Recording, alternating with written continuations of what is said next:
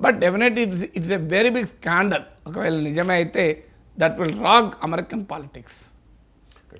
ఇక Elon Musk కొత్త పార్టీ పెడతారనే ప్రచారం కూడా జరుగుతోంది. ఒక ట్వీట్ కూడా చేశారు సార్, ఎక్స్లో ఒక పోస్ట్ చేశారు. Is it time to create a new political party in America that actually represents the 80% in the middle అని చెప్పి ఆయన ఒక క్వశ్చన్ వేస్తే 60 lakh ఓట్స్ వచ్చాయి సార్. దానిలో 80% ఎస్ అని రెస్పాండ్ అయ్యారు. సో కొత్త పార్టీ మస్క్ అంటే కొత్త పార్టీ పెట్టడం అనేది సోషల్ మీడియా క్యాంపెయిన్ నడిపినట్లు కాదు. కొత్త పార్టీలకు సోషల్ మీడియా అవసరమే, కానీ సోషల్ మీడియానే పార్టీలను సృష్టించదు. సో 60 lakh వచ్చినా నాకు మంత్కు 1 crore వ్యూయర్స్ ఉన్నారు, నేను పార్టీ పెడితే నడుతుందా? సో అది ఇలాన్ మస్క్ అలా అనుకుంటే ఇట్స్ ఎ బిగ్ మిస్టేక్. కానీ Elon Musk is not just a social media star. Elon Musk is a business celebrity, role model చాలామందికి. ఆయన పర్సనల్ క్యారెక్టర్ పైన ఏదున్నా అది బిజినెస్ అక్మెన్ అంటారు. వ్యాపార దక్షత విషయంలో మాత్రం ఎవరికీ అనుమానం లేదు. ఇది రిచెస్ట్ అమెరికన్. సో ఆయన నాట్ ఓన్లీ దాట్, ఇన్నోవేషన్. ఇప్పుడు న్యూరో లింక్ ప్రాజెక్ట్ అని బ్రెయిన్లో చిప్స్ పెట్టే ప్రాజెక్ట్ చేస్తున్నాడు. అలాగే మీకు స్పేస్ ఎక్స్, నాసా చేయలేని పని స్పేస్ ఎక్స్ చేస్తుంది. స్టార్ లింక్స్ లాంటి 7,000 ఉపగ్రహాలను పెట్టి ప్రపంచమంతటా ఇంటర్నెట్ సేవలు ఇస్తున్నారు. సో టెస్లా ఎలక్ట్రిక్ వెహికల్ రంగంలో it's a very big innovation. So Elon Musk means innovation. Elon Musk means new technology. So అందువల్ల Elon Musk is not just a twitterite కాదు. ఆయన ఏదో ఎక్స్లో పాపులారిటీ ఉన్న ఎక్స్ ఓనరే కాదు. ఇది అమెరికన్ సమాజంలో, ఆ మాటకొస్తే ప్రపంచంలోనే, you can love or hate Elon Musk, you can't ignore him.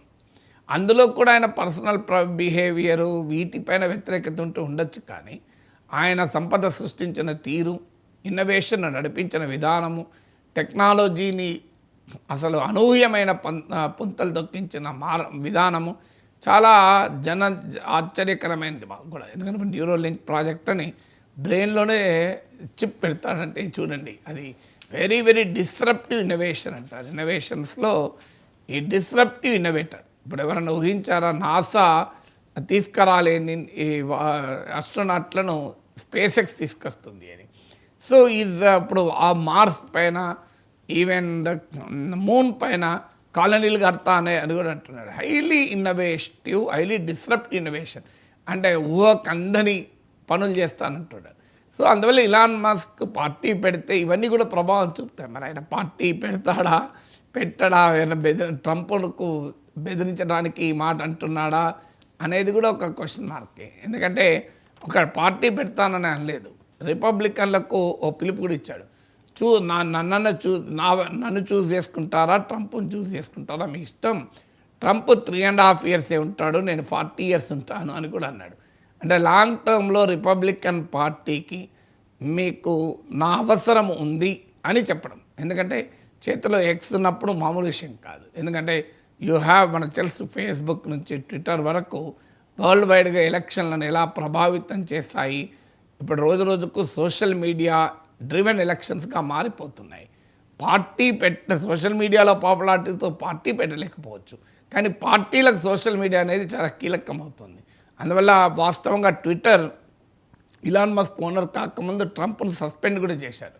Suspend చేస్తేనే ట్రంప్ సొంత సోషల్ మీడియా కంపెనీ పెట్టుకున్నాడు, ట్రూత్ సోషల్ అని. సో ఇలాన్ మస్క్ ట్విట్టర్ను కొన్నాక, ఎక్స్గా మార్చాక మళ్ళీ ట్రంప్ను తీసుకొచ్చాడు, ట్రంప్కు పబ్లిసిటీ ఇచ్చాడు. పెద్ద ఎత్తున ట్రంప్ ఎలక్షన్ టైంలో ట్రంప్కు సహకరించాడు ఇలాన్ మస్క్. సో అందువల్ల is capacity as a social media tycoon చాలా ఎక్కువ. Is capacity as a business disruptive innovation, ఒక సంపద సృష్టికర్తగా ఆయనకున్న ఇమేజ్ అలాంటిది. సో దాంతోపాటు రిపబ్లికన్లు, డొనాల్డ్ ట్రంప్ ఏ రకమైనటువంటి వైఖరి అనుసరిస్తాడో ఎక్స్ట్రీమ్ వ్యూస్ ఉన్నటువంటి వ్యక్తి ఇలాన్ మస్క్ కూడా. కానీ అదే సమయంలో is not as anti immigration. ఆయన కూడా ఇమిగ్రెంటే, సౌత్ ఆఫ్రికా నుంచి వచ్చిన వాడు కనుక ట్రంప్ లాగా యాంటీ ఇమిగ్రెంట్ కాదు. H1B వీసాలపై కూడా సానుకూల స్టాండ్ తీసుకున్నాడు. So is a very controversial and personality. అందువల్ల ఇలాన్ మస్క్ పార్టీ పెడతాడా లేడా చెప్పలేం, కానీ ఈ హెచ్చరికలన్నీ కూడా రిపబ్లికన్ పార్టీకి డొనాల్డ్ ట్రంప్కు ఒక రకంగా టెన్షన్ పుట్టించడానికి ఆయన చేస్తున్న ఎత్తుగడ. అందుకే at the time to impeach President Trump, JD Vance should be the vice president అంటే ఎస్ అని చెప్పి దానికి ఎండార్స్ కూడా చేశాడు. అంటే అర్థం ఏంటి, ట్రంప్కు జేడీ వ్యాన్స్కు మధ్య ఇలాన్ మస్క్ పుల్లబెడుతున్నాడు. అంటే ట్రంప్ను ఇంపీచ్ చేయాలి, జేడీ వ్యాన్స్ను ప్రెసిడెంట్ చేయాలి అని ఎవరో యూజరు, ఒక రిపబ్లికన్ కన్జర్వేటివ్ యూజరు పోస్ట్ పెడితే దానికి ఇలాన్ మస్క్ ఎస్ అని చెప్పి ఎండార్స్ చేశాడు. రిపబ్లికన్లకు ట్రంప్కు మధ్య అగాధాన్ని సృష్టిస్తున్నాడు. మీరు మా ఇద్దరిలో ఎవరిని చూస్ చేసుకుంటారని ట్రంప్కు కన్జర్వేటివ్ ఫాలోయింగ్కు మధ్య కూడా వివాదాన్ని సృష్టిస్తున్నాడు. అంటే మీరు ఈ బిగ్ అండ్ బ్యూటిఫుల్ బిల్ అమెరికాను దివాలా తీస్తుంది అని చెప్తూ ఈ రిపబ్లికన్ పార్టీ విధానాలే బడ్జెట్ లోటు ఉండకూడదు, అప్పుల పాలు కాకూడదు, ప్రభుత్వం ఎకానమీలో పాత్ర తగ్గించాలి అనే కన్జర్వేటివ్ ఎకనామిక్ ఫిలాసఫీ. సో అందువల్ల ట్రంప్ ఫిలాసఫీని ట్రంపే వదిలేసుకొని అడ్డగోలుగా ఖర్చులు పెడుతున్నాడు ఇది అని చెప్పి ట్రంప్ వెనకాల ఉన్న కన్జర్వేటివ్ ప్రజల కాన్స్టిట్యున్సీ ఆఫ్ పీపుల్ కూడా ఇలాన్ మస్క్ అప్పీల్ చేస్తున్నాడు. సో ఇలా ఇలాన్ మస్క్ చేస్తున్న ఎత్తుగడలు ట్రంప్కు ఎవరేజ్ అమెరికన్కు మధ్య జెఫ్రీ ఎప్స్టీన్ ఫైల్స్ సెక్స్ స్కాండల్లో కూడా ట్రంప్ ఉన్నాడని చెప్పి సిటిజన్స్కు సాధారణ ప్రజలకు ట్రంప్కు మధ్య గ్యాప్ సృష్టిస్తున్నాడు. సో అందువల్ల ఇందులో రిపబ్లికన్లతో గ్యాప్, జేడీ వ్యాన్స్తో గ్యాప్, కన్జర్వేటివ్ లాబీతో గ్యాప్, ఆఖరికి ప్రజలతో గ్యాప్. అంటే Elon Musk is proving to be an existential threat to ట్రంప్కు ఒక పెద్ద ఛాలెంజ్గా, సవాల్గా మారటానికి ఈ ట్వీట్ చేశాడా, నిజంగానే పార్టీ పెడతాడా అని చెప్పలేం. కానీ బట్ ఈ హెచ్చరికలు మాత్రం ట్రంప్కు మాత్రం నిద్రపట్టనివ్వడు.